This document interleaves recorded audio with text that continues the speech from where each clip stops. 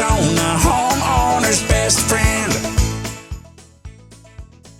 Well, let's go through some of the most popular varieties that are available before we get into maybe some more of the rare ones or exotic types that might be for the skilled gardener or someone looking for a challenge. Sure. So I would definitely say, and Jay, please jump in here, but I know that a really popular one are going to be your fairy dusters. As far as, arid shrubs, we see a lot of those in the landscape. So you may have noticed them if you're, driving through your neighborhood or near a grocery store. They're a large shrub. I would categorize them probably as medium to large. And they have these little fluff balls on them. So oftentimes they're red. And then you also have a native variety, which is pink. And they produce these really, really neat seed pods that, interestingly enough, they'll actually, when the seed pods are forming, they'll burst around sunrise and sunset. And if you're in a quiet enough spot and you stop by one of the bushes, you can actually hear them pop, almost like kernels of popcorn in a microwave when it's just starting to get going. So it's a kind of a neat experience. Interesting. I've never heard that. Yeah. What's another one, Jay, that is real popular for an arid shrub? Well, Ruellia, great one. And they'll do the same thing. You can hear the popping.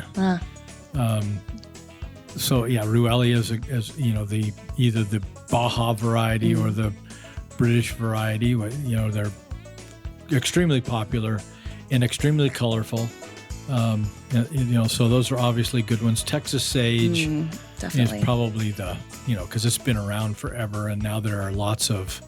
And it's not a sage, by the way, but and there's lots of cultivars of that plant now that produce different colored flowers, that get different sizes, that have different looking foliage, green to gray to in between. But so that's a very versatile.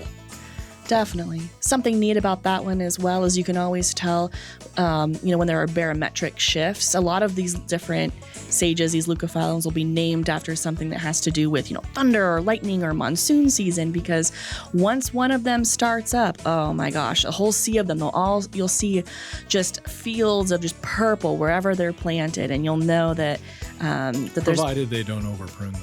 This is true. This is true. In theory, but that's kind of a neat thing. If you're in an area where they haven't been overpruned, they'll all bloom around the same time, and you see that beautiful purple color or magenta, sometimes white even, a whole cornucopia of colors. And that is something you do see in the landscape maintenance side of business, where they're just on their schedule. I have to get my digs in to